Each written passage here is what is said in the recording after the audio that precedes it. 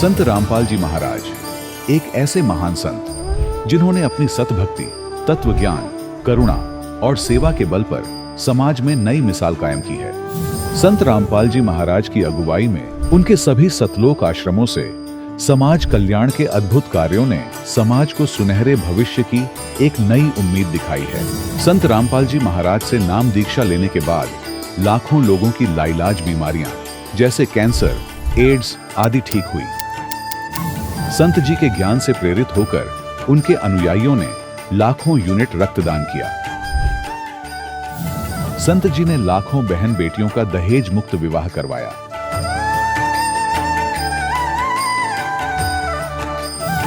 संत जी ने लाखों लोगों का नशा छुड़वाया, करोड़ों उजड़े परिवार बसे। संत जी के आश्रमों में समागम के दौरान निःशुल्क नेत्र चिकित्सा, दंत चिकित्सा प्रदान की जाती है। संत रामपाल जी महाराज द्वारा समय समय पर पर्यावरण संरक्षण के उद्देश्य से बड़े स्तर पर वृक्षारोपण किया जाता है।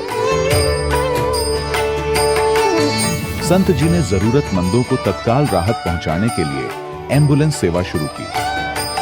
संत जी अपने अनुयायियों को देहदान के लिए प्रेरित करते हैं, जिससे मानवता की सेवा और चिकित्सा क्षेत्र में सुधार हो सके। संत रामपाल जी महाराज के सभी आश्रमों में हर रोज निःशुल्क भंडारा आयोजित किया जाता है, जहां हर वर्ग, हर जाति और हर धर्म के लोग एक साथ बैठकर भोजन करते हैं।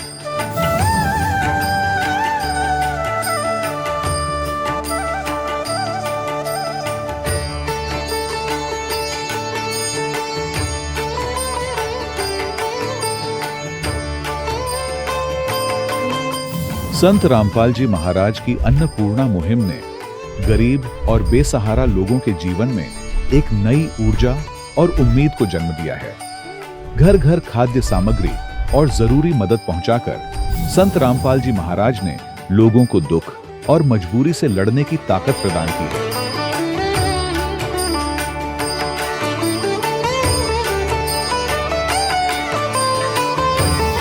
संत रामपाल जी महाराज द्वारा गरीब लोगों के लिए घर बनवाने का अद्भुत कार्य एक ऐसी मिसाल कायम कर रहा है जो सदियों सदियों संत जी की उदारता और दया भावना के तौर पर जाना जाएगा।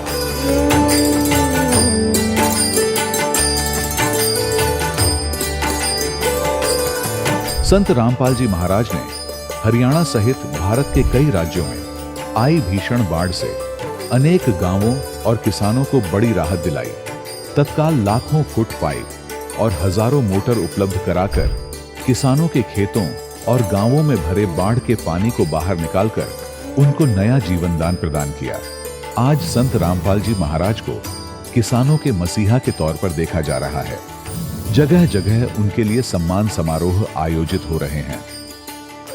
संत रामपाल जी महाराज के आश्रम में हजारों बुजुर्गों को सम्मान और प्यार के साथ जीवन जीने का अवसर मिलता है। उनके खाने, रहने और स्वास्थ्य की पूरी जिम्मेदारी संत रामपाल जी महाराज उठाते हैं। अनाथ बच्चों के लिए संत रामपाल जी महाराज के सभी आश्रम किसी वरदान से कम नहीं। यहाँ उन्हें शिक्षा, संस्कार और भविष्य के लिए बेहतर अवसर प्रदान किए जाते हैं। चाहे बाढ़ हो, भूकंप या महामारी, संत रामपाल जी महाराज और उनके अनुयायी हमेशा ही जरूरतमंदों के लिए सबसे आगे खड़े रहते हैं।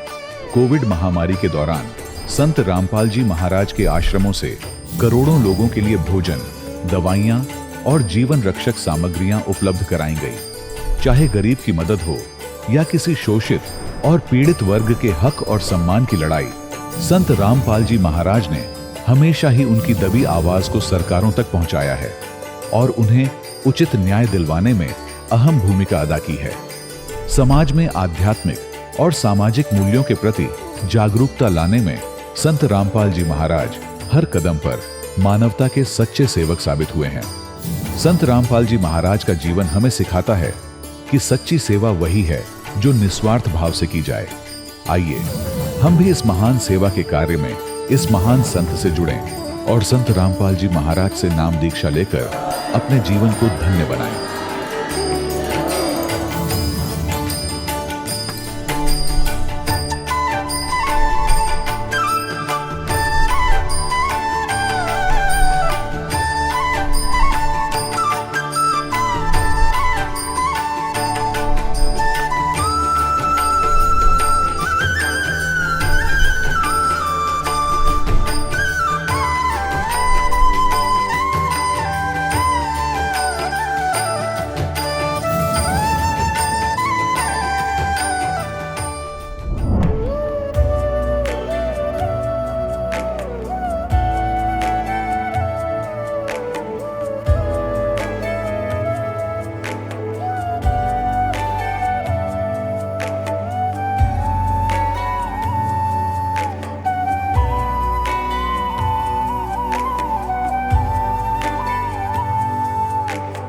कौन ब्रह्मा का पिता है, कौन विष्णु की मां, शंकर का दादा कौन है, हमको दे बता।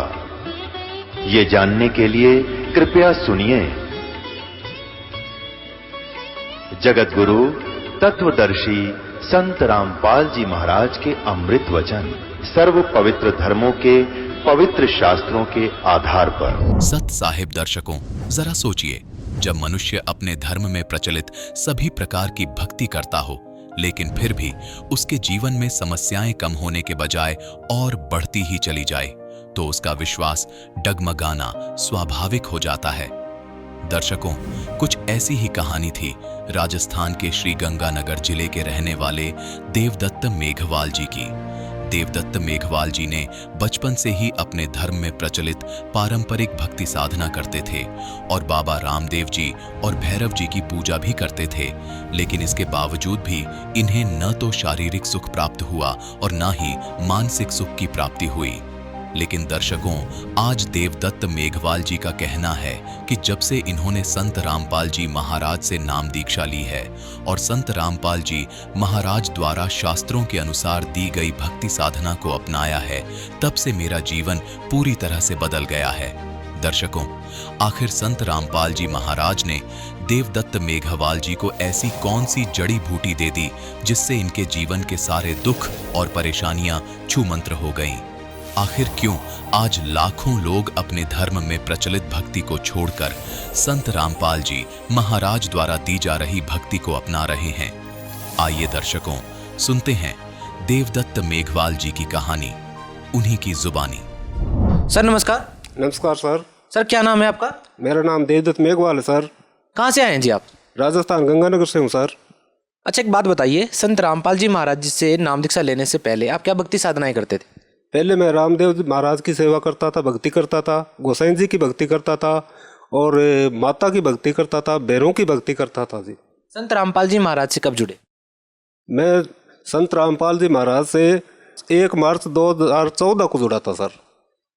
संत रामपाल जी महाराज जी से नाम दीक्षा आपने क्यों ली जब आप पहले भक्ति कर ही रहे थे? तो संत रामपाल जी महाराज से मैंने नाम दीक्षा इस प्रकार ली सर, क्योंकि मेरे कमर में बहुत ज़्यादा दर्द था, इसलिए मैंने संत रामपाल जी महाराज से नाम दीक्षा ली सर।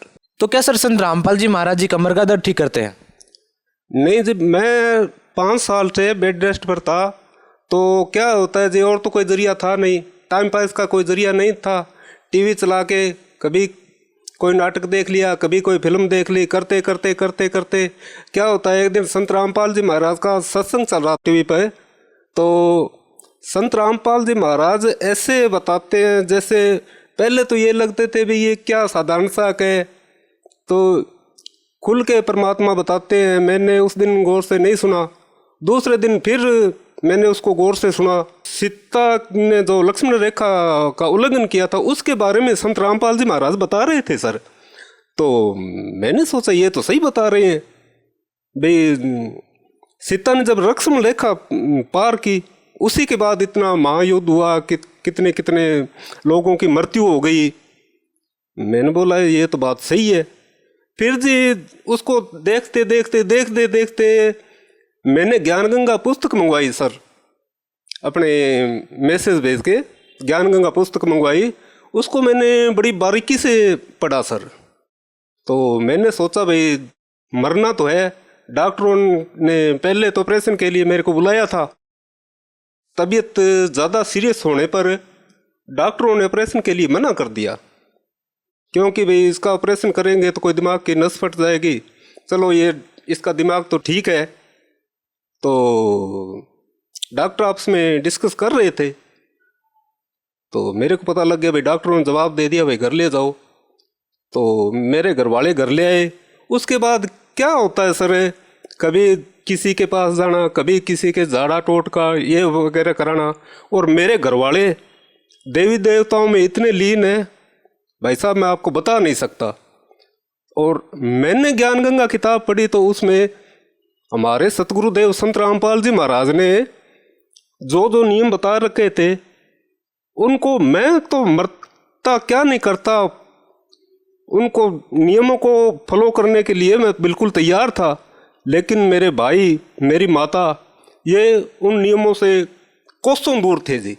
हाँ, मैं जगती के हिसाब से सर मेरे भाइयों को इतना अच्छा समझता था, भाई इतने रुपए लगते हैं और जहाँ भी बताता हूँ वहाँ लेके जाते हैं, परंतु मेरे को पता था भाई संत रामपाल जी महाराज ये नियम बताएंगे और मेरे घरवाले इन नियमों को कभी फॉलो नहीं करेंगे।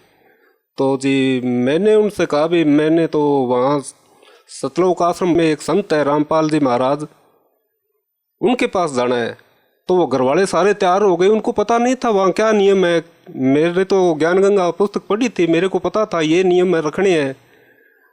तो वो तैयार हो गए भाई अपने गाड़ी ले चलते हैं और चलते हैं, वहाँ भी चलते हैं, सारी जगह फिर लिए तो वहाँ और चलते हैं अगर कोई फ़ायदा हो जाता है तो। मैं बोला भाई आप तो मत जाओ, मैं अकेला जाऊँगा। तो वो बोले भाई आप तो उठ बैठ नहीं सकते, अकेले कैसे जाओगे।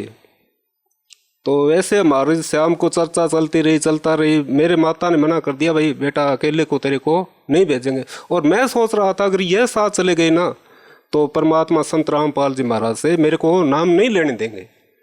तो सर उसके बाद क्या होता है, मैं वहाँ चला गया, कभी गया हुआ नहीं था वहाँ। तो वहाँ जाने के बाद मैंने फार्म भराया, परमात्मा से नाम उपदेश लिया। तो उसके बाद मैं घर आ गया। तो घर आने के बाद मैंने परमात्मा का फोटो लगाया, ज्योति जलाई, दंडवत किया। तो घर वालों ने विरोध बहुत ज़्यादा किया भाई साहब, इतना विरोध किया भाई पूछो मत, मैं आपको बता नहीं सकता। ऐसे करते करते करते करते तो 1 महीने बाद संत रामपाल जी महाराज के पास गया। तो मैं हाथ जोड़कर संत रामपाल जी महाराज को बोला, एक तो मेरे घर में विरोध बहुत ज़्यादा है और एक शरीर में कष्ट है, उसका कोई मुझे फ़ायदा नहीं है। तो परमात्मा ने मेरे सिर पर हाथ रख कर कहा बेटा परमात्मा दया करेंगे और आज के बाद सब ठीक होगा। उसके बाद भाई साहब मैंने आज तक कोई दवाई वगैरह नहीं ली है और मैं बिल्कुल सही हूँ। और मेरे 5 साल बेड रेस्ट होने के बाद लोगों ने देखा भी यार ये 5 साल से बेड पर पड़ा था, इसको इतना लाभ हुआ है। तो भाई साहब मेरे अड़ोस पड़ोस से कम 25-30 भगत परमात्मा सतगुरु रामपाल जी महाराज की शरण में चले गए। तो उसके बाद एक लाभ और हुआ है, हमने खेत में ट्यूबवेल लगाया था। तो क्या है वहाँ हमने ट्यूबवेल लगाया तो वहाँ बिल्कुल खारा पानी निकला जी। तो हम सीरियस हो गए। उसके बाद क्या होता है, 3 दिन बाद मेरी बेटी को संत रामपाल जी महाराज रात को सपने में दर्शन देते हैं, कहते हैं बेटा यहाँ ट्यूबवेल लगाओ। तो सुबह वो मेरी बेटी उठती है और अपनी माँ से कहती है कि माँ रात मुझे संत रामपाल जी महाराज ने दर्शन दिए हैं और वो बोल रहे हैं कि यहाँ ट्यूबवेल लगाओ। तो हम सुबह उठ के चाय पानी पी रहे थे। तो मेरी पत्नी बोली भी रात अपने गुरुजी संत रामपाल जी महाराज ने अपनी बेटी को दर्शन दिए हैं। तो मैं बोला भी संत रामपाल जी महाराज ने दर्शन दिए, संत रामपाल जी महाराज क्या कह रहे थे। तो मेरी बेटी है वो जी ऐसे संगति बहुत ज़्यादा बोलती नहीं है, उसने अपनी माँ को बताया कि यहाँ परमात्मा ने बताया सिर्फ 10 फुट दूर भाई यहाँ ट्यूबवेल लगाओ बेटा, मीठा पानी निकलेगा। तो जी वो ट्यूबवेल लगाने वाली मशीन मेरे खेत में खड़ी थी। मैंने मिस्त्री को फ़ोन किया, वो आया, उसने सोचा ट्यूबवेल कहीं दूर लगाएंगे। मैंने कहा यार ट्यूबवेल लगाना है। वो कहता यार यहाँ ट्यूबवेल लगाना है, दिमाग ख़राब हो गया। तो मुझे संत रामपाल जी महाराज पर, हमारे गुरुदेव पर पूर्ण विश्वास था। आज भी मेरे खेत में वो ज्यों के त्यों ट्यूबवेल पड़े हैं। 10 फुट दूर हमने ट्यूबवेल लगाया सर। तो उसमें क्या होता है, पहले वाला कुआं हमने 90 फुट किया और दूसरे वाला भी 90 फुट किया। आज भी आप जाकर, आप मीडिया वाले हो, जाकर वहाँ देख सकते हो। एक जहाँ बोर किया था वो मैंने अभी बुरा नहीं है, लोगों को दिखा रहा हूँ। वहाँ तो खारा पानी, बिल्कुल खारा पानी है, और जो 10 फुट दूरी पर है वहाँ मीठा पानी है। साथ ही 1 बिघे में मेरे डैम बना हुआ है, वो उससे हरदम लबालब रहता है। मेरे खेत में अच्छी फसलें होती है। भाई साहब आज आप वहाँ जाकर देख सकते हो। और वो मैं हरदम उसको रखूँगा, एक में खारा पानी निकलता है और एक में मीठा पानी निकलता है। ये हमारे सतगुरुदेव जी ने हमें लाभ दिए हैं। और एक लाभ भाई साहब और है, मेरी पत्नी को करंट लग गया था। जैसे दूध बिलाने वाले की मदानी होती है, तो बरसात हुई थी, नंगे पैर वहाँ पीछे से पलक नहीं हटाया और वो मदानी के पास ही बटन होता उसको बंद करने लगी तो मदानी के चिपक गई और वहीं गिर गई। हमने पीछे से तार तोड़ के उसको हटाया। तो भाई साहब क्या होता है, उसके चाय वाला कप ही हाथ से नहीं उठाया जाता था। और हम हमारे गुरुदेव की शरण में आने के बाद आज वो गायों का दूध निकालती है, 20 लीटर पानी की बाल्टी उठाती है। ये हमारे परमात्मा ने भाई साहब हमें लाभ दिए हैं। सर भगत समाज को क्या संदेश देना चाहते हैं? सर भगत समाज को मैं ये संदेश देना चाहता हूँ, खासकर पढ़े लिखे लोगों को, भाई आप एक बार शास्त्रों को उठाकर देख तो लो। भाई संत रामपाल जी महाराज हमारे गुरुदेव आपको क्या समझा रहे हो, एक ही वे की बातें करते हो। तो मैं तो भगत समाज और जगत को यही संदेश देना चाहता हूँ कि एक बार अच्छी तरह इनका ज्ञान समझो और इनसे उपदेश नाम उपदेश लेकर अपना जीवन सफल बनाएं। बहुत बहुत धन्यवाद। धन्यवाद सर। दर्शकों, अभी आपने सुने संत रामपाल जी महाराज से दीक्षा प्राप्त करके सुखी हुए भक्त के अनुभव। अब देखिए जगत गुरु तत्वदर्शी संत रामपाल जी महाराज के मंगल प्रवचन। अब क्या बताते हैं? प्रेत सिला पैजा प्रजे पितरो पिंड भराई और बहुर श्राद्ध खान को आगे काग भये कल माही। भूत जुनी छूट गई और कौवा बन गया। अब श्राद्ध निकालते हैं, जब कहते हैं छत पर कुछ भोजन रखो और कौवे ने खा लिया तो श्राद्ध सफल। क्यों?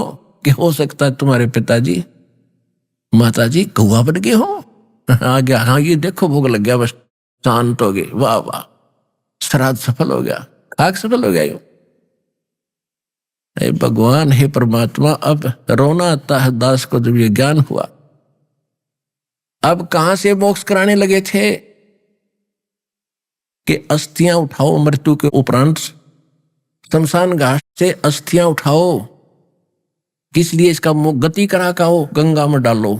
वह पंडित जी के माध्यम से, अग्नि गुरु जी के माध्यम से जंतर मंत्र बोल के कुछ दान धर्म करके होगी गति। और फिर नो के इसकी 13वीं करो। किस लिए गति होगी? 13वीं के बाद पहले एक एक महीने का लठ गाड़ रखा था इन्हें, आए महीने कराया करते थे, 1 साल तक चलता। और फिर साल वर्ष के दिन फिर एक और काम करना, पूरा मजबूत जुगाड़ वर्षी मनानी। उसके बाद फिर कुछ दिन में कहते श्राद्ध शुरू कर दो, वो पितर बन गया। और वहां श्राद्ध से भी क्या था कि गति होगी, क्या रहेगा, यो दुख ना पाओगा। और फिर क्या कहते हैं कि श्राद्ध निकालो और तेरे पिताजी हो सकता कौवा बन गए हो। लगे थे गति करान, कहां से कौवा बना के छोड़ दिया, या गति करा दी इन्होंने। कहते बहुर श्राद्ध खान को आए काग भये कल माही। पिताजी के कहां से मोक्ष कराने लगे थे, कौवा बना के छोड़ दिए माता पिता, ताकि भोग लगाओ ये खाओगे चिकन। तो कौवे भी तो रोजाना 2-2 बार खाते होंगे, ऐसा 1 साल में खिलाने से क्या फायदा हुआ उस कौवों को? तो पुण्यात्मा, यहां घना अंधेरा कर रखा है काल के दूतों ने। तत्व ज्ञान की तो छींट भी नहीं थी, की तो जिक्र भी नहीं था।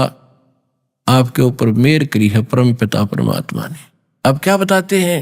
जय सतगुरु की संगत करते सकल कर्म कट जाई। होय होय, यदि आपको सतगुरु मिल जाते तो ना तो पिंड भरवाने थे, ना अस्थि उठानी थी, ना 13वीं करनी थी, ना वर्षी मनानी थी, और सारे झंझट समाप्त हो जाता। अमरपुरी पर आसन होते जहां धूप ना छाई। यानी अमरपुरी सतलोक में चले जाते, उस परम पद को प्राप्त करते जहां जाकर फिर लौटकर कभी संसार में नहीं आते। फिर क्या बताते हैं? संकेत दिया स्वर्ग नृत मन पवन पयाना शब्द शब्द सुनाई। सतनाम जो आपको सारनाम मिलता है, सतनाम और सारनाम, इसका सुरत नृत मन और श्वास से सिमरण करना होता है। पवन कहते ये विधि बताओगा सतगुरु, और इसकी भक्ति करने से फिर शब्द शब्द समाई उस सच्चे मंत्र से उस अमर पद में पहुंच जाएंगे, सतलोक चले जाएंगे, जहां कोई कष्ट नहीं, कोई जन्म मृत्यु नहीं किसी प्रकार की। फिर क्या कहते हैं, सुरत नृत मन पवन पयाना, शब्द शब्द समाई, गरीबदास गलतान महल में, मोहे मिले कबीर गुसाई। गरीबदास जी से पूछा कि आपको कैसे पता लगा कि मुझे सतगुरु मिले, कबीर परमात्मा मिल गए, जिन्होंने खुद आकर मुझे बताया ये मार्ग सही। भक्ति मुक्ति के दाता सतगुरु भटकत प्राण फिरंदा, उस साहेब के हुक्म बिना नहीं तरवर पात हिलंदा। अपने आत्माओं, आज का जो सत्संग जहां से प्रारंभ हुआ था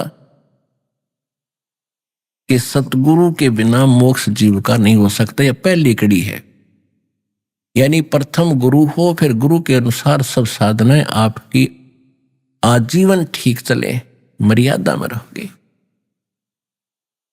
तब आपका निश्चित मोक्ष भी होगा। और इस संसार में जब तक रहोगे, पुण्यात्माओं, संसार से न्यारा जीवन जीवोगे आप, सुखी रहोगे, शांत रहोगे। कोई आपत्ति आवेगी तो दाता आपको खड़ा पास दिखाई देगा।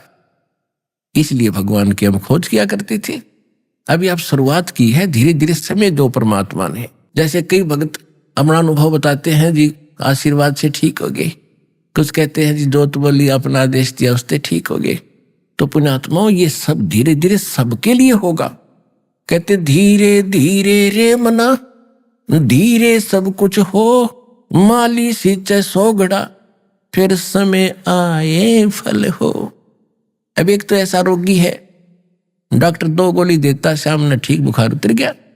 एक ऐसा रोगी है कि महीने इंजेक्शन लाने पड़ जा, लेकिन स्वस्थ होगा, डॉक्टर ओके है, दवाई सही चल रही है, ट्रीटमेंट सही है। तो इस प्रकार आप सभी भाई बहनों से दास की प्रार्थना है कि इसमें जल्दी ना करो, क्योंकि गढ़े दिन का दीर्घ रोग आपके असंग जन्म के पाप आपके हृदय में जमा हो गए। अब उनको सबको काटना है, सबको नाश करना है, धीरे धीरे धीरे धीरे, और सारा ठीक हो जाएगा। जैसे एक आम का पौधा बोते हैं और उसमें सिंचाई करते हैं, आज सिंचाई करी, सुबह जो देखे फल लगे इसके कहता है, तो वो ज्ञान नहीं उसको। जब ज्ञान होगा ये सोचे भी नहीं कि करें, जहां पर इस काम को करता रहे, उसकी सुरक्षा कर, इतना बड़ा होगा, इतना बड़ा, फिर जब फल लगेंगे, जब देखना उसका आठ देश में।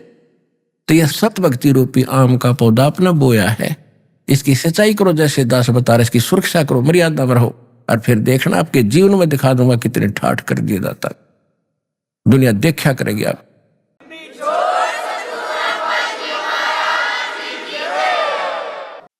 परम पिता परमात्मा पूर्ण ब्रह्म सर्व सृष्टि रचनहार कबीर भगवान ने हम सभी प्राणियों के ऊपर एक विशेष कृपा की है। उन्होंने स्वयं आकर के हमें ये ज्ञान कराया है कि हम क्यों जन्म रहे हैं, क्यों मर रहे हैं। जिस संपत्ति और जिस संतान को हम सुरक्षित रखने के लिए दिन रात प्रयत्नशील रहते हैं और हमारी आंखों के सामने ये सब नष्ट हो जाता है, ये क्या कहानी है। पुण्यात्माओं, हमें कोई ये ज्ञान देने वाला नहीं था, जिस कारण से हमें इसका कोई विकल्प दिखाई नहीं दिया। हमने ये एक फाइनल मान लिया, जन्म और मृत्यु होगी, बच्चे होंगे, इनकी परवरिश कर दें, इनका विवाह कर दें, इनको रोजगार मिल जाए, इनको संतान हो जाए, फिर हम बेशक मर जाएं, ये और भी तो मर ही रहे। और हम संतान की इच्छा किस लिए करते हैं कि हमारा वंश चले, मेरा नाम चले। तो परमात्मा ने आके बताया है कि जिस वंश की आशा में आप संतानों उत्पत्ति करते हैं, या जिनको संतान नहीं होती, वो इतना बेसब्रा हो जाता है किसी भी प्रकार परमात्मा एक संतान दे।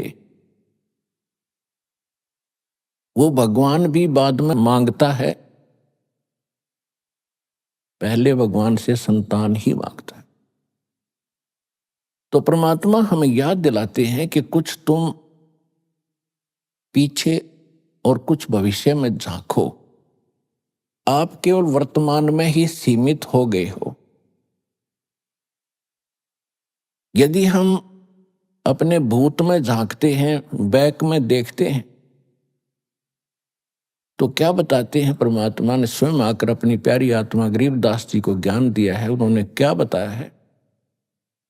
भाई आगे गए ना बावड़े, आगे यानी जो पहले जा चुके हैं, आगे गए ना बावड़े, ये रहते भी सब जाही, बिन साहिब की बंदगी कहीं ठोर ठिकाना नहीं।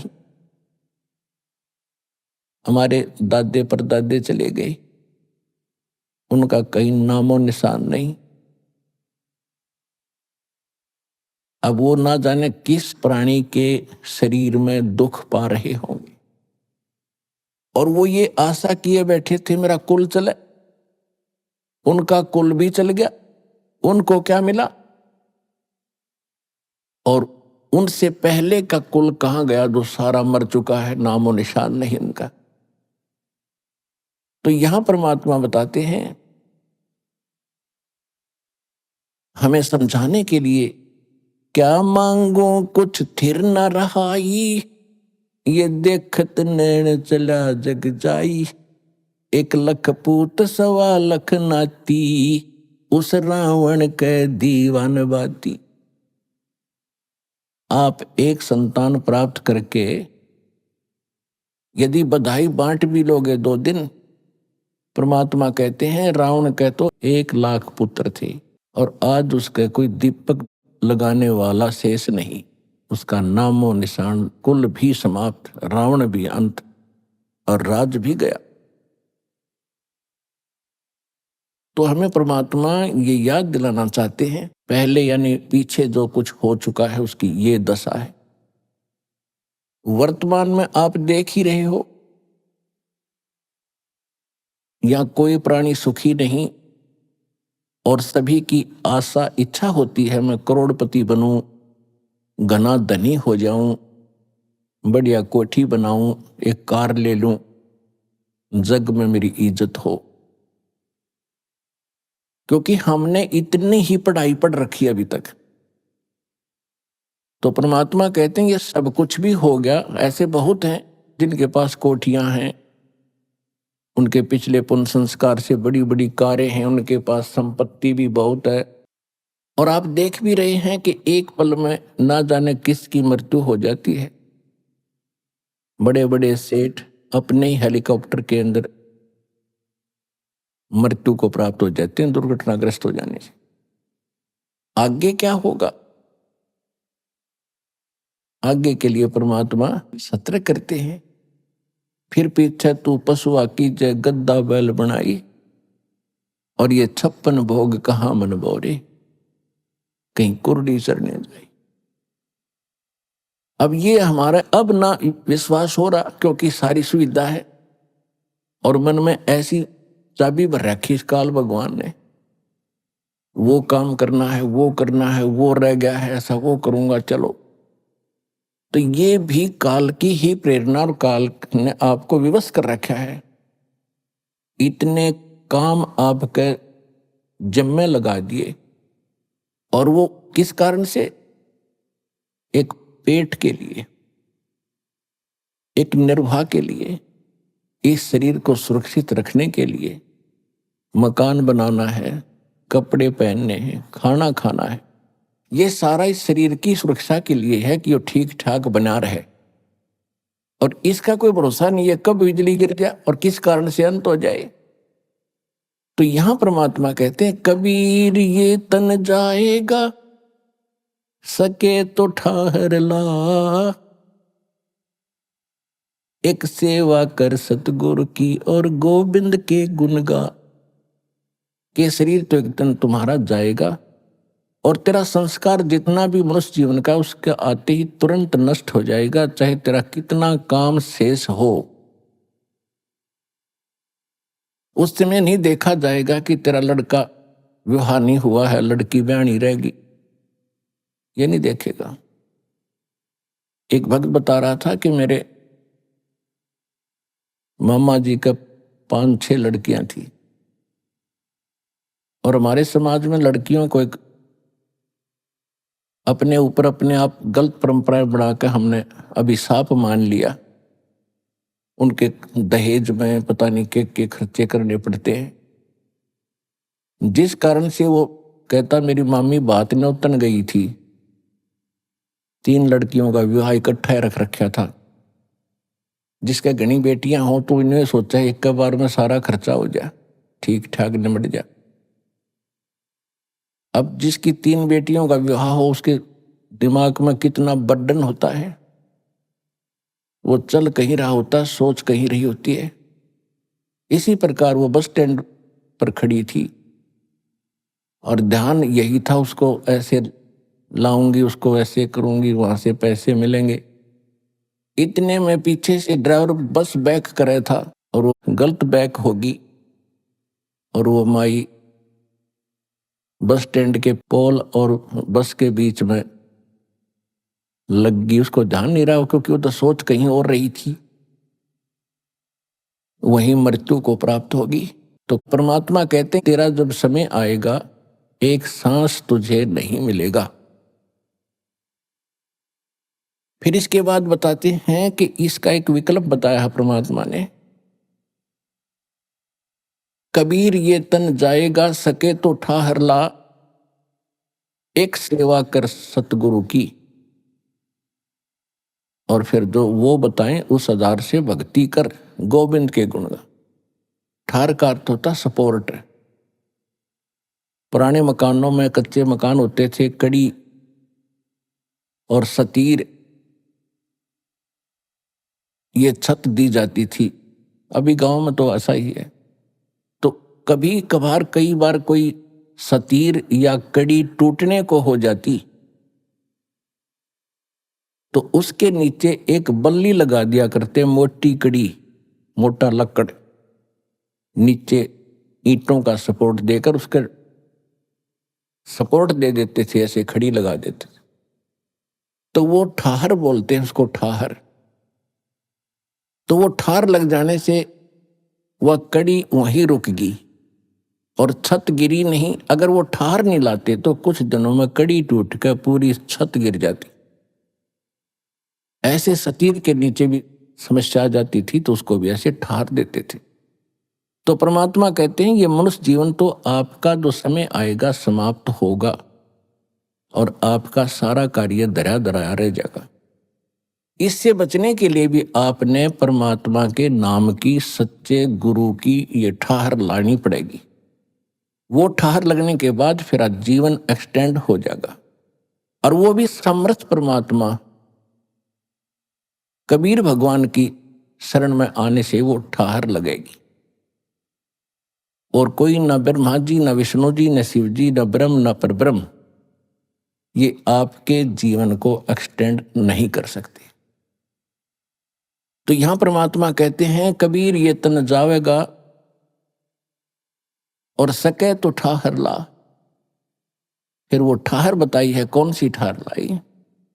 एक सेवा कर सतगुरु की और गोविंद के गुण गा। तो परमात्मा ने स्वयं आकर के वो ज्ञान दिया है जो विशेष ठाहर है, विशेष भक्ति है, जिससे परमात्मा हमारी मदद करते हैं। अब सबसे बड़ी समस्या हमारे सामने ये बनी रही कि भी कोई परमात्मा को कैसा बताता है, कोई कैसा बताता है।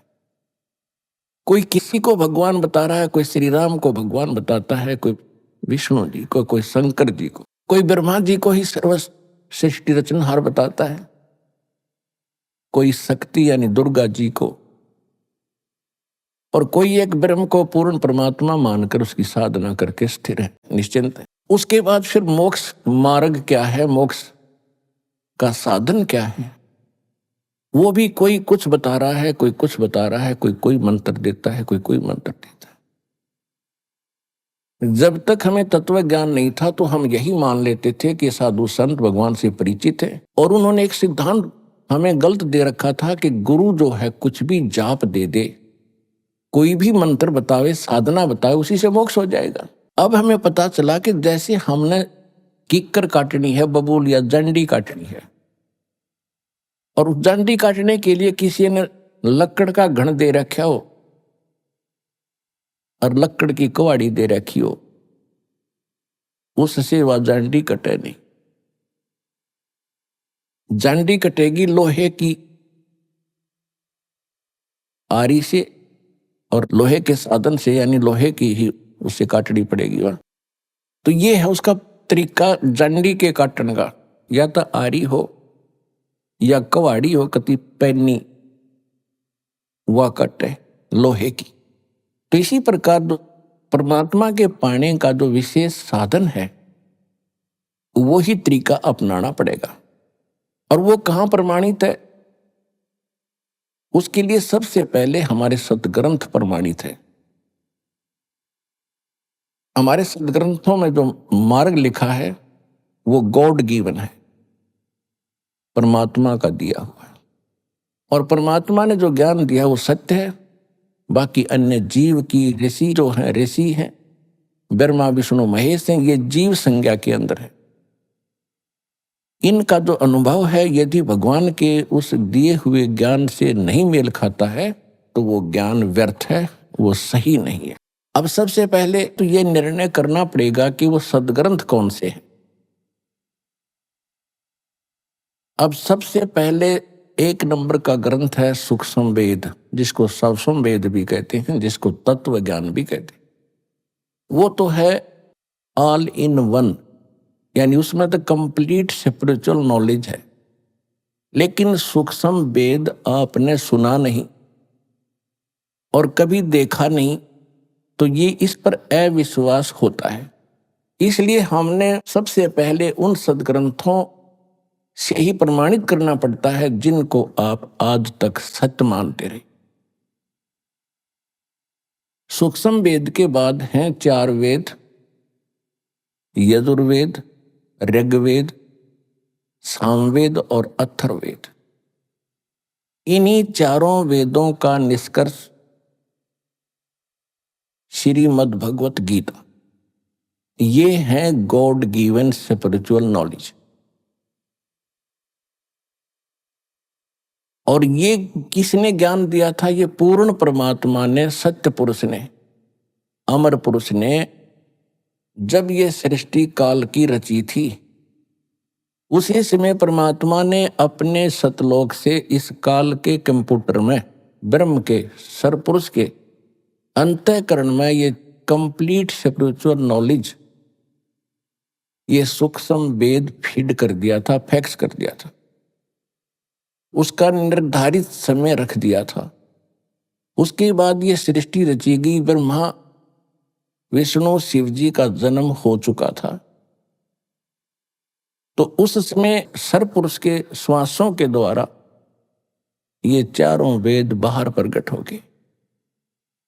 अपने आत्माओं, आज से 50 वर्ष पहले ये बातें चलती थी तो अविश्वसनीय थी कि ये कैसे हो सकता, अब ये इतने मोटे कागज अंदर से एक सांस के द्वारा बाहर कैसे आ गए, और वहां सतलोक से यहाँ कैसे आ गए।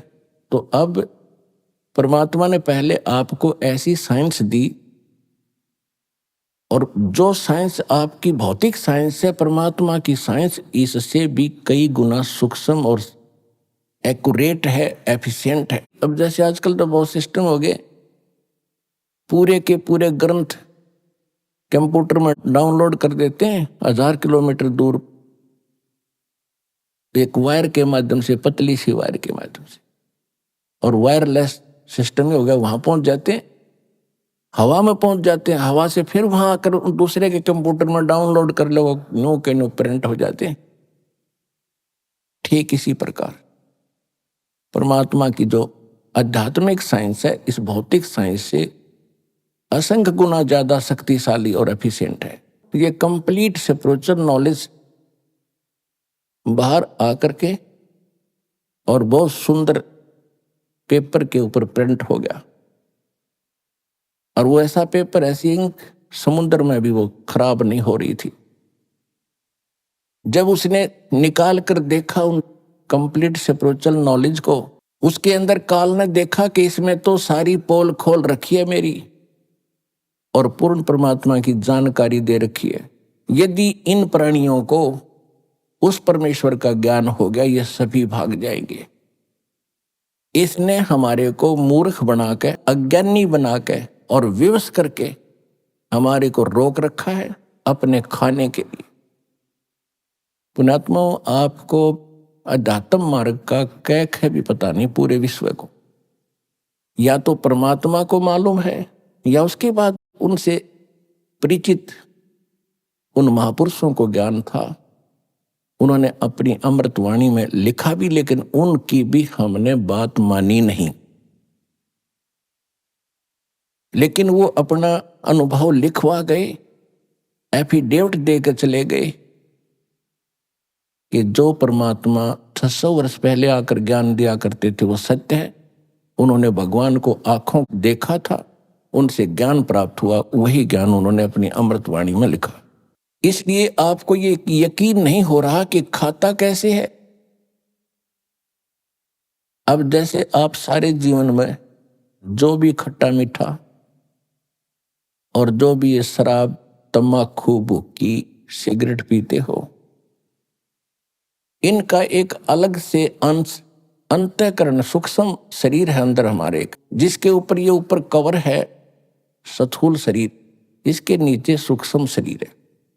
उस सूक्ष्म शरीर के अंदर ये लिप्त हो जाती है वासना, और ये शरीर मृत्यु के उपरांत यहीं रह जाता है।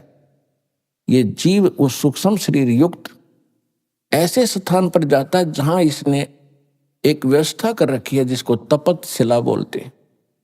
वहां जाकर गिरता है और उसके अंदर से वो वासना गंध निकालने के लिए ऐसा सिस्टम बना रखा है कि वो बहुत हीट है उस तपत शिला के अंदर, और ये प्राणी वहां पर ऐसे चटक मटक करता जैसे खील भूनते हैं, और इसके अंदर से वो गंध निकलता रहता है, पटक पटक होकर ये बेहोश हो जाता है। और जिसके अंदर ज्यादा वासनाएं होती हैं, ज्यादा जिसने शराब पी रखी, तंबाकू पी रखा हो या और बकवाद कर रखी है, तो वो ज्यादा समय तक तपत शिला पर दुख पाते हैं, उनसे ज्यादा मटेरियल होता है काल का। उसके बाद फिर वहां से उनको फेंक दिया जाता है अपने कर्मानुसार। वो कहीं जाओ, कोई गधा बनो, कुत्ता बनो, सुअर बनो, चाहे राजा बनो, चाहे देवता बनो, वो बाद की बातें। अब जैसे बादाम ऊपर से खाने का नहीं है, उसके अंदर गिरी है। जिसने कभी सिस्टम देखा ना हो तो कोई कहे ये बादाम है, बहुत अच्छा है, तो अनजान व्यक्ति ये सोचेगा तो दांत भी ना गटते, इसने खावा कैसे। उसके फोड़ने के बाद पता चलता उसके अंदर खाने की वस्तु कोई और है। ठीक इसी प्रकार इस काल ने आप जी को यहां धोखा देकर क्या हुआ है। जैसे कसाई बकरे पालता है, परमात्मा ने आकर अपनी प्यारी आत्मा धर्मदास जी को बताया, और वही ज्ञान अन्य महापुरुषों को दिया और गरीबदास जी को बताया कि जैसे कसाई बकरे पालता है, उनके लिए सब सुविधा देता है, उनके लिए एक चरागाह बनाता है, शेड डालता है, झोंपड़ी, चारों तरफ हिंसक प्राणियों से, पशुओं से बचाने के लिए बाड़ करता है, अंदर ही तालाब बनाता है और 2-3 पाली रख देता है उनको संभालने के लिए। तो वो नर्मदा छोड़ देता है, वो बच्चे पैदा करते हैं, उनमें कितनी ममता जितनी आप और हम की अपने परिवार के अंदर है। और उनमें आपस में भी कोई बकरा बकरी किसी के बच्चे को कोई सिर मार देता है तो फिर उसके साथ लड़ने मरने को तैयार हो जाते हैं। यानी उस बच्चे के माता पिता कि तुमने मेरे बच्चे को क्यों मारा। तो वही वृत्ति जो हमारे अंदर है, वही पशु बने हैं, उनमें जोंकी तो वही है। आपस में हम लड़ते रहते हैं और हम सभी आहार काल के हैं। वो बकरे सोचते हैं कि ये हमारा मालिक कितना रहम है, इसके अंदर कितना दयालु है और कितना मेहरबान है, हमारे लिए कितनी सुविधा दे रखी है। और उस समय वो भूल जाते हैं जब उनको उस श्याम को कान पकड़ पकड़ कर ले जाता है। उस समय वो नहीं देखता किसका बेटा है, कौन किसकी बेटी है, कौन किसकी मार, कौन किसका बाप है। एक तरफ से मोटे मोटे छांट के और कड़च करवा देता है। अभी आपने सुने संत रामपाल जी महाराज के मंगल प्रवचन। आइए अब सुनते हैं संत रामपाल जी महाराज से नाम दीक्षा लेकर सतभक्ति करके अद्भुत लाभ प्राप्त करने वाले अनुयायी के विचार। दर्शकों, व्यक्ति के जीवन में चाहे तमाम सुख हो, परंतु असल मायने में देखा जाए तो वह सुखी तभी होता है जब वह मानसिक रूप से सुखी हो।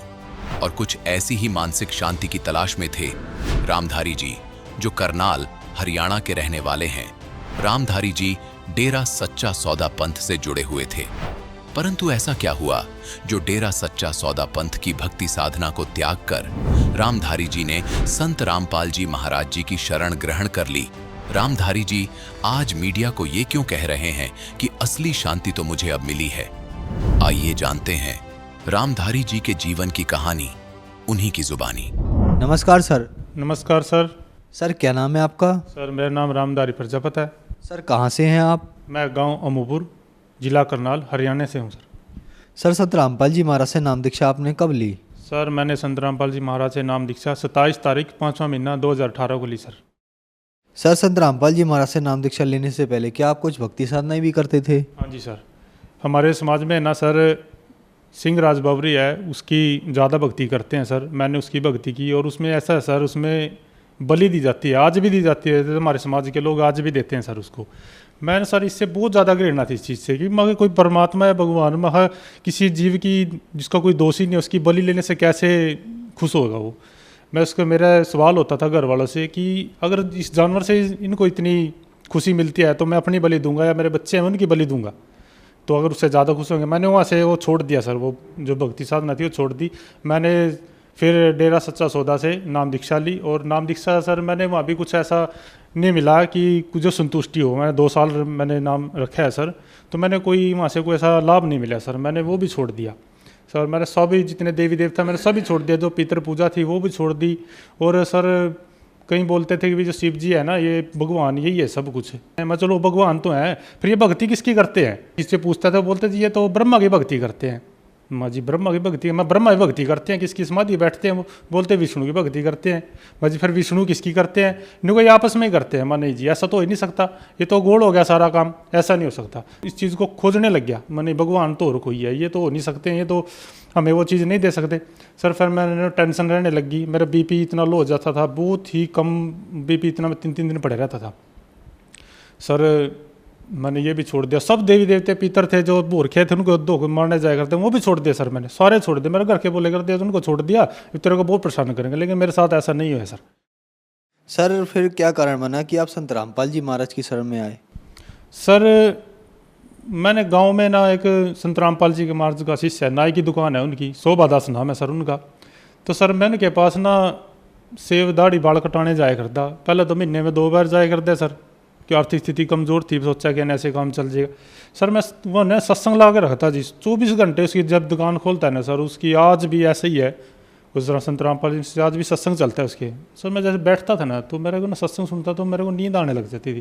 पहले नींद नहीं आती सर, और मेरे को नींद आने पूछता है यार इसमें क्या है ऐसी जिसकी ये वाणियाँ चलती हैं, सत्संग चलती, इसमें ऐसा क्या है जिससे मतलब इतनी शांति मिला है? तो बोले भाई ये संत रामपाल जी महाराज हैं। तो मैं सोचता मैं संत रामपाल जी महाराज तो वही है। कहा मखैर ये तो ठीक को नहीं आदमी, ये तो बंदा को नहीं बढ़िया, मैं तो मकड़ा पीछा लग रहा है इसके। कहा नहीं आपने सुना नहीं है, आपने जो सुना है ना तो गलत सुना है आपने, क्योंकि जो टीवी में देखा है सर, जिसमें देखा था भी हाँ ना भाई ये तो सारी टीवी में दिखाया सारा सच है। तो कहा ना ऐसा कुछ नहीं है, आप सत्संग सुनो और आप देखो। तो मैं भाई क्या देखूँ? कहा सत्संग आवाज़, सत्संग तो सर कहाँ सुनना, टीवी में हमारे वैसे फिल्म वगैरह बात देखे करते, सत्संग कड़ा टाइम था सुनने का। तो सुनो ना मेरे को ना ज्ञान गंगा पुस्तक दी। मैंने कहा तो सत्संग नहीं सुनता है ना, अभी जब तेरे को कोई ऐसी दिक्कत आवा ना, टेंशन में हो जा, तो ये 1 पेज पढ़ लेना इसका। मैं बोले जी दो, वो शायद उस टाइम 10 पता नहीं 20 रुपये की थी सर, तो उन्हें दे दी। भी नहीं को पैसा भी नहीं लेता, तो उसको पढ़ ले और पढ़ने के बाद मेरे वापस दे दीजिए सर। मैं ले गया उसको घर पे और मेरे को वैसे ही देखा, मैं देखते तो इसको कि टेंशन हो गई, मैं पढ़ने लगी। सर मेरे से इतनी शांति मिली ना, एक ही पेज पढ़ा था, एक पेज पढ़ने के बाद ही मेरे को नींद आ गई। फिर मैं उसको आहिस्ता आहिस्ता पढ़ने लगा। सर मैं ना रात ना 2:30-3 बजे करते सर, घर के बोलते तो पागल होएगा, अरे तो रात ना सारी रात बैठे रहा तो किताब ली। मेरे था नहीं पता, मेरा बहुत टेंशन थी जो मेरी समाप्त लग रही हूँ। तो मैं इससे ठीक हूँ। संत रामपाल जी महाराज शिष्य है वो, मैं उससे बोल रहा महा जी आप सत्संग हुआ है कड़ी नु, कहाँ मैं सत्संग हुआ है तो मैंने लेकर चलिए। तो सर मैं चला गया, और उस टाइम तो ऐसा था जो बाइक मेले हम लेके चल पड़े। उस दिन भी था क्या चमत्कार है उस दिन भी जी हमारे साथ जी। और हम रास्ते में गए थे, पाडा गाँव है, वहाँ पे जाके ना बाइक बंद हो गई, कड़क्का लगा बहुत ज़्यादा इंजन में, जैसे कि क्रैंक वगैरह टूट गई हो। मैंने सोचा भाई तो गड़बड़ हो गया कुछ, अब तो नहीं पहुँच दे सत्संग में। मैं सोचा मैं चलो मैं जिस जहाँ जा रहे हैं ना तो वो अपने आप ही मेहर करेंगे। सर बाइक रुक गई तो मैंने किक मारी, स्टार्ट होगी, पहुँच गए सर। हमने सत्संग सुना, बहुत अच्छा लगा, बहुत अच्छा लगा। संत रामपाल जी महाराज का हमने सत्संग सुना, बहुत अच्छे विचार थे। उस दिन गीता ही शायद खोल रखी थी, गीता में दिखा रहे थे भी ये था, वो समझ में तो नहीं आया था इतना। तो हमने भाई ये तो वो सारी प्रमाणित बता रहे हैं, जो भी बता रहे हैं सारा प्रमाण है, तो इसमें झूठ तो कोई बात नहीं, जैसा हमने सुना था भाई ऐसे तो कुछ नहीं है, तो बहुत स्पष्ट बात बता रहे हैं। तो सर मैं उनको भगत थे जो वहाँ पे शिष्य थे संत रामपाल जी, उनको बोले भाई मेरी तो बाइक ख़राब होगी, हम तो टेम्पो में डाल देनी पड़ेगी। बोले ऐसा कुछ नहीं है, तुम चलो ये दौड़ेगी है। तो सर ऐसा ही होया, मैंने आगे हम सर आगे ना अगले दिन ना बाइक स्टार्ट नहीं हुई सर, बाइक नहीं स्टार्ट हुई। मैं बोले ये तो भाई परमात्मा का चमत्कार ही है जो हमें लेगी आगे, आज कुछ भी नहीं है इसके अंदर, बिल्कुल भी नहीं है, तो ख़त्म हो रही है। तो सर मैंने सोचा मैं भाई ये तो खर्च हो गया, पहले आप तंग हो रहे यार, ये खर्च हो गया 5-6 हज़ार रुपये का, तो इंजन कराना पड़ेगा। सर मैंने 1-2 दिन पूछे, वो 5 हज़ार लगेंगे भाई इंजन में, कोई 6 हज़ार रुपये लगेंगे, कोई 4 हज़ार लगेंगे। सर वो भी चमत्कार है हमारे साथ। मैं ले गया मिस्त्री के पास, वो बोलिया भाई इंजन होएगा इसका, मुझे कर दो। उन्हें खोल के देखा सर, क्रैंक वगैरह सब बिल्कुल फर्स्ट क्लास, सिर्फ रिंग डाले उसमें। 1300 रुपये खर्चा आया सर, कहाँ 6,000 रुपये आना था और कहाँ 1300 रुपये मेरा परमात्मा ने काम चलाया। सर मेरा इतना विश्वास हो गया, मैं परमात्मा ये कुछ है, ये चीज़ इसने जो इतना चमत्कार किया मेरे साथ, ये कुछ है सर। बिना नाम ले से मेरे को इतना लाभ मिल रहा है कि मेरा बीपी बहुत ज़्यादा लो हो जाए करता सर, बीपी मेरा ठीक हो गया बिल्कुल लो, और आई बहुत ज़्यादा हो जाएगा, मैं 3-3 दिन खाट पे पड़े रहूँ तो पता भी नहीं था, तो मैं बिल्कुल ठीक हो गया जी सर, बिना नाम ले हुआ। ठीक सर, ये जी नाम लेने बिना नाम लेने से ही मैं ठीक हो गया। तो मैं 27 तारीख 5वां महीना 2018 को करनाल सत्संग था, मैं वहाँ पे नाम दीक्षा लेके आया संत रामपाल जी महाराज से सर। और जी सर संत रामपाल जी महाराज से नाम दीक्षा लेने के बाद आपको क्या क्या लाभ प्राप्त हुए? सर मेरे को नाम लेने से पहले परमात्मा ने वैसे तो बहुत लाभ दे दिए थे, लेकिन उससे ज़्यादा फिर मेरे को ना 3 ऑपरेशन होने थे। मेरा एक पहले कान में मवाद चलता है, दोनों कान में होल थे, मैंने दिखाया भी पर्दे डलेंगे दोनों साइड के, और सुनता भी नहीं था सर, बिल्कुल नहीं सुनता था। तो मैंने दिखाया यहाँ पे कुरुक्षेत्र में वीरको हॉस्पिटल है, यहाँ जो हमारे एरिया के हैं, दूर दूर के हैं, सब दूर से आते हैं, जानते भी हैं उनको, वीरको हॉस्पिटल में है जो। तो बोले भी आपका ना ऑपरेशन होएंगे कान का, नाक और गले का। मैंने नहीं सोचा, मैं ना भाई ये तो झूठ बोल रहे हैं या नहीं। मैंने हिसार भी एक हॉस्पिटल कान का स्पेशलिस्ट है, मैंने वहाँ दिखाया, उसने ये रिपोर्ट दी, और रिपोर्टें मेरे पास हैं सर, दोनों रिपोर्टें मेरे कुरुक्षेत्र की भी और हिसार की भी। वो बोले भाई 3 ऑपरेशन होएंगी। मैं बोले यार मेरे पास तो कुछ नहीं है, इन्हें कान का ऑपरेशन खर्चा बोला था भी 18,000 रुपये कान का खर्चा आएगा, बाकी 2 ऑपरेशन है उनका अलग अलग खर्चा है, मतलब 50,000 रुपये 60,000 रुपये लगभग उनका खर्चा था। तो मैं बोले भाई काम छोड़ना पड़ेगा आपको, कम से कम 5-6 महीने तो आपको काम पे भी जाना पड़ेगा। बोले भाई ये तो मेरे बस की बात नहीं है, और ना मेरे पास पैसे हैं इतने। तो सर संत रामपाल जी महाराज से नाम दीक्षा ली, उसके बाद मैंने 1 पैसे की दवाई नहीं खाई, और मेरे दोनों कान आप चेक कर सकते हो, मेरे दोनों कान बिल्कुल ठीक है। मेरा गले का ऑपरेशन होना था, नाक की हड्डी टेढ़ी थी, वो बिल्कुल ठीक है सर, और मैं आपके सामने खड़ा हूँ। संत रामपाल जी महाराज जी से नाम दीक्षा लेने से बिना ऑपरेशन से मैं आज बिल्कुल ठीक हूँ, और मेरी आर्थिक स्थिति बहुत सही है। पहले मैं जो काम करता बरकत नहीं थी 1 पैसे की भी, 1,00,000-1.5 लाख रुपए कमाने वाले के पास आज तो जज की तनख्वाह इतनी, तो उसके पास तो पूछो हमारे पास कुछ, आज मेरे पास सब कुछ है। मेरे गांव के भी है, मेरे पड़ोस के गवांड के सब जानते हैं, सबको पता है भी हाँ भी आज इसकी स्थिति बहुत ठीक है। पहले कैसा था, मैं लड़ाई झगड़े बहुत करे करता जी, वैसे ही गुस्सा हो करता किसी पे, खाम खाई में अपने स्वार्थ में वो दूसरे के बदली।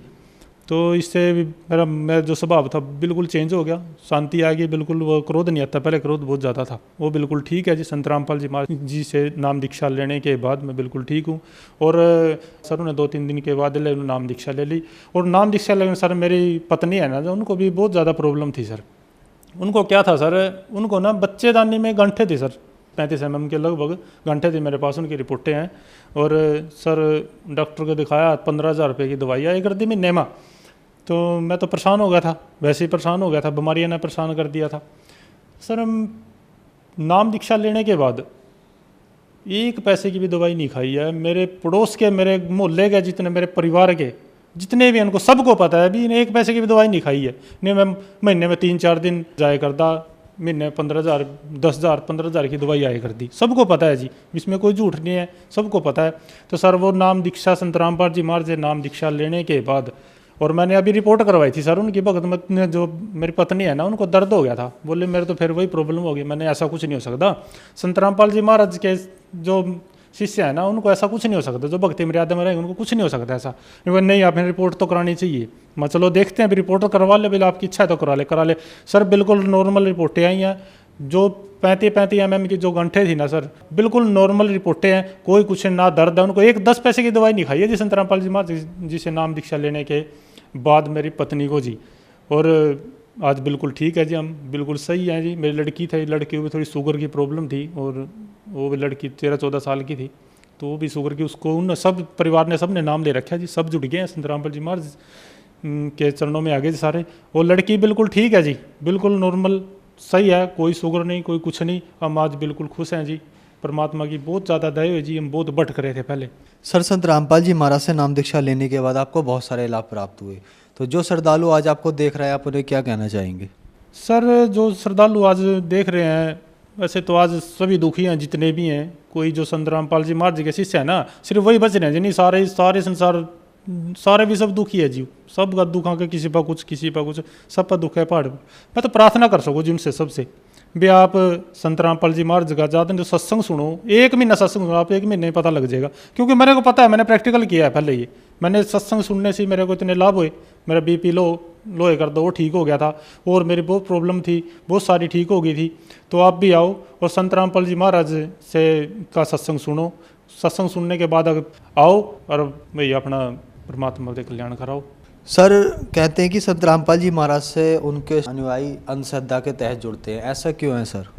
नहीं सर, अंधश्रद्धा के तहत तो नहीं सर। जो संत रामपाल जी महाराज जो भक्ति साधना देते हैं, शास्त्रों के अनुसार ही देते हैं सारी। मैंने मिलान किया है जी, कोई ये मानने ना, मैंने शिव पुराण गीता सब में मैंने जो संत रामपाल जी में दिखाते थे ना, मैंने इस चीज़ का प्रैक्टिकल करा है पहले, ऐसे नहीं नाम लिया जी, प्रैक्टिकल करके देखा भी ये गुरु पूरा भी है कि नहीं। क्यों पहले मैं नाम तो ले रखा था डेढ़ सच्चा सौदा से, तो मैंने मिलान करके देखा जी सारे भी। ये तो जो बात हमारे शास्त्रों में लिख रही है ना, हम वही भक्ति साधना हम हमारे को बता रहे हैं संत रामपाल जी महाराज, तो हम इसको अंधश्रद्धा कैसे कह सकते हैं? संत रामपाल जी तो हमें शास्त्र के अनुसार भक्ति बता रहे हैं जी, ये अंधश्रद्धा नहीं है। अंधश्रद्धा तो वो है जो जिसने आज तक पढ़ कर नहीं देखा है वो। सर संत रामपाल जी महाराज से नाम दीक्षा कैसे ली जा सकती है? सर संत रामपाल जी महाराज से नाम दीक्षा लेना बहुत आसान है। सबसे पहले तो जो ज्ञान गंगा पुस्तक भी आती है, सबके पास लोग पढ़ते भी हैं, उसमें भी संत रामपाल जी महाराज के जो मोबाइल नंबर लिखे हैं सर सेंटरों के, जहाँ पे नाम दीक्षा दी जाती है, उनसे संपर्क कर भी आप नाम दीक्षा ले सकते हो। टीवी भी आता है शाम को सत्संग, उस पर नीचे पट्टी ये चलती है, उस पर नंबर लिखे हैं नाम सेंटरों के, आप उनसे कांटेक्ट करो। आपको नज़दीक का जो नाम सेंटर होगा उसका आपको एड्रेस दे देंगे, आप वहाँ जाके संत रामपाल जी महाराज से नाम दीक्षा ले सकते हैं। धन्यवाद सर। नमस्कार जी, सत साहिब।